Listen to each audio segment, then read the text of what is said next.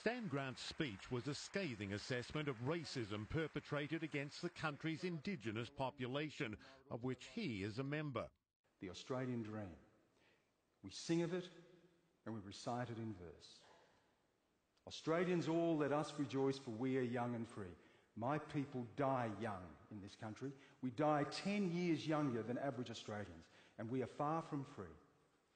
We are fewer than 3% of the Australian population, and yet we are 25%, a quarter of those Australians, locked up in our prisons. And if you are a juvenile, it is worse, it is 50%. An Indigenous child is more likely to be locked up in prison than they are to finish high school. January 26 is Australia Day, a national day of celebration marking 228 years since the first British fleet landed and raised their flag on the continent. But to some, particularly the Aboriginals native to the land, it's better known as Invasion Day, a time not for celebration but for protest. Stan Grant spoke to CNN about it earlier.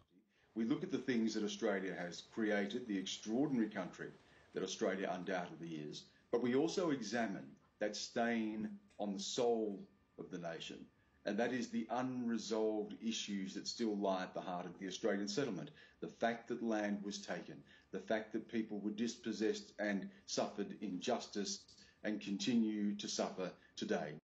There is a great measure of goodwill in Australia. We have seen that in the apology to the stolen generations that the former Prime Minister Kevin Rudd delivered. We've seen that in marches, and we've seen it in decisions in our courts and changes at the government level in government policy. But there is just still so much to be done. We are only beginning in many ways this journey.